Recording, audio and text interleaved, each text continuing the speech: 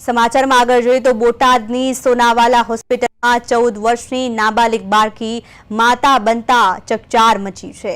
ઘરકામ જવા જતી બાળકી સાથે વારંવાર દુષ્કર્મ આચરીને અર્જુનભાઈ નામના હેવાન દ્વારા ગર્ભવતી કરી હોવાની જાણકારી સામે આવી છે। આરોપી બાળકીને ધમકાવી તેના પિતાને જાનથી મારી નાખવાની ધમકી આપી તેના પર બળાત્કાર ગુજારતો હતો। ગુજરાત કોંગ્રેસ મહિલા મોરચા અધ્યક્ષ ગીતાબેન પટેલે આ ઘટનાની જાણ થતા બોટાદ દોડી ગયા હતા। બોટાદની આ બાળકી પર થયેલ અત્યાચારને ધ્યાનમાં લઈને સરકારમાં ગુજરાતની મહિલા સુરક્ષિત નથી તેવું પણ જણાવાયું હતું। નાબાલિગ બાળકીને દુખાવો પડતા હોસ્પિટલ ખાતે દાખલ કરાઈ હતી, જ્યાં બાળકને જન્મ આપ્યો। પોલીસ દ્વારા તપાસ હવે શરૂ કરવામાં આવી છે। 14 વર્ષની સગીરા માતા બની હતી। અર્જુનભાઈ નામના દુષ્કર્મીએ વારંવાર દુષ્કર્મ કર્યો હતો અને બાળકને જન્મ આપ્યો હતો। હવે પોલીસે સમગ્ર તપાસ હાથ ધરી છે।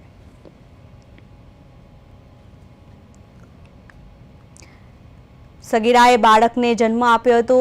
14 વર્ષની સગીરા માતા બની છે। ત્યારે ગીતાબેન પટેલ, જે ગુજરાત કોંગ્રેસ મહિલા મોરચા અધ્યક્ષ છે, તેમણે કહ્યું કે મહિલાઓ ગુજરાતમાં જ મહિલાઓ છે સુરક્ષિત નથી। આ રીતે ઘટનાઓ સામે આવી રહી છે તેને લઈને નિવેદન આપ્યું છે।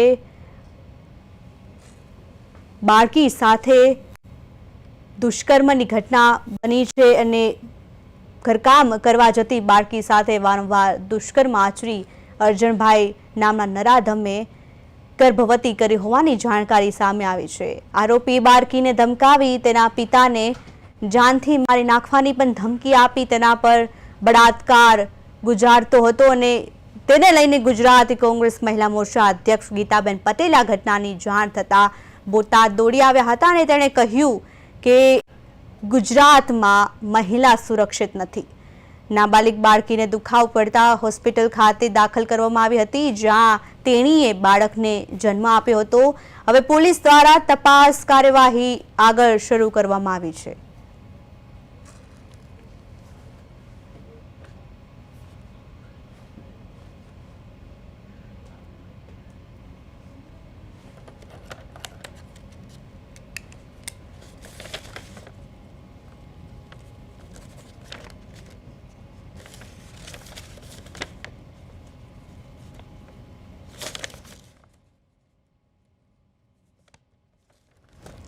जी घटना पर माहिती माटे विपुल लुहार जोड़ाई गया है। जी विपुल, जे दुष्कर्मनी घटना सामे आवी छे, जे रीते एक बालिका पर जे दुष्कर्म थयुं छे तेने लईने वधु शुं अपडेट्स छे? ये बात કરવામાં આવે તો બોટાદ જિલ્લાના કાર્ય પોલીસ મથક વિસ્તારનો આ માનવતાને હાથ મચાવી દેનારી એક અત્યંત કરુણ અને ગંભીર ઘટના આ સામે આવી છે, જ્યાં 70 વર્ષના એક નરાધમ વૃદ્ધે 14 વર્ષની માસૂમ સગીરા પર વારંવાર દુષ્કર્મ કર્યું હતું અને સગીરાને પેટમાં દુખાવો પડતા સમગ્ર આ ઘટનાનો ભાલો ફૂટ્યો હતો અને આ સગીરાને હોસ્પિટલમાં બાળકને જન્મ આપતા સમગ્ર પંથકમાં ચકચાર મચી જવા પામી છે। આ શમશાન ઘટના બાદ રાજ્યમાં મહિલાની જે સુરક્ષા મુદ્દે રાજકારણ ગરમાયું છે। જે બાબતે ગુજરાત પ્રદેશ મહિલા કોંગ્રેસ પ્રમુખ ગીતાબેન પટેલ આ ઘટનાની જાણ થતા તેઓ પણ બોટાદની સોનાવાલા હોસ્પિટલ ખાતે તેઓ દોડી આવ્યા હતા અને જે પોલીસે આરોપી જે છે તે વૃદ્ધ ને તાત્કાલિક ધરપકડ પણ કરી લીધી છે અને જેલ હવાલે કરવામાં આવ્યો છે। પરંતુ આ ઘટનાને રાજ્યની કાયદો અને વ્યવસ્થા અને મહિલા સુરક્ષાની જે સ્થિતિ છે તેની સામે અનેક સવાલો ઉભા કરે છે। જી જિગ્નેશ, આવી જ બીજી એક ઘટના ખારા ઘોડા સુરેન્દ્રની ઘટના સામે આવી છે। ત્યાં પણ 14 વર્ષની બાળકી સાથે દુષ્કર્મનો ઘટના સામે આવી છે, ત્યારે તેને લઈને પરિવારમાં શું આક્રોશ છે, પરિવારની શું માંગ છે, પોલીસની કેવી કાર્યવાહી છે? ખાસ કરીને વાત કરીએ તો તારીખ 5 ડિસેમ્બરના રોજ આ બાળકીને પેટમાં દુખાવો ઉપડ્યો હતો અને તે તેની માતાને ફરિયાદ કરી હતી। માતા દ્વારા પાટડીની સરકારી હોસ્પિટલમાં તેને સારવાર માટે લઈ જવામાં આવી।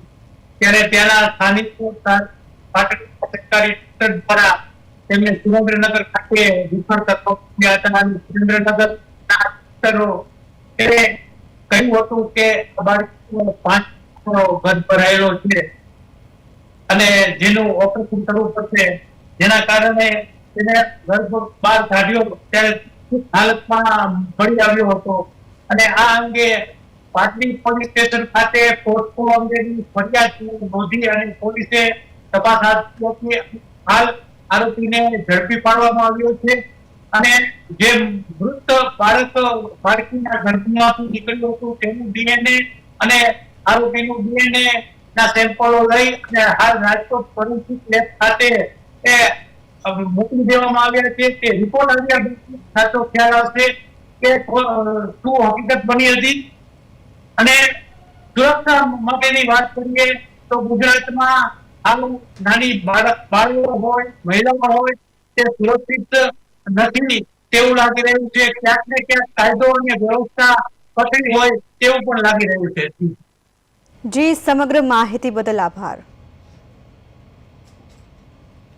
તો રાજ્યમાં 2 અલગ અલગ ઘટના, એક બોટાદ અને સુરેન્દ્રનગર, જ્યાં નાબાલિગ બાળકી સાથે, દીકરી સાથે દુષ્કર્મની ઘટના બની છે. 14 વર્ષની આ બંને સગીરાઓ સાથે દુષ્કર્મની ઘટના બની છે, જ્યાં આરોપ મુકાયો છે.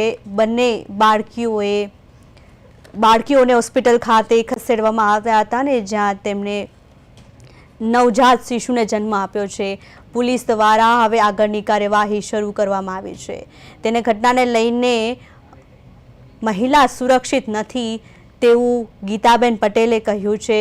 બોટાદમાં જે બળાત્કારનો જે કિસ્સો સામે આવ્યો છે, જે આરોપી વારંવાર ધમકાવીને પિતાને જાનથી મારી નાખવાની ધમકી આપીને બળાત્કાર ગુજારતો હતો. બોટાદની આ ઘટના છે. અરજણભાઈ નામનો જે દુષ્કર્મી છે એ હોસ્પિટલમાં 14 વર્ષની નાબાલિગ બાળકી માતા બની છે. ચકચાર મચી છે આ ઘટના બાદ.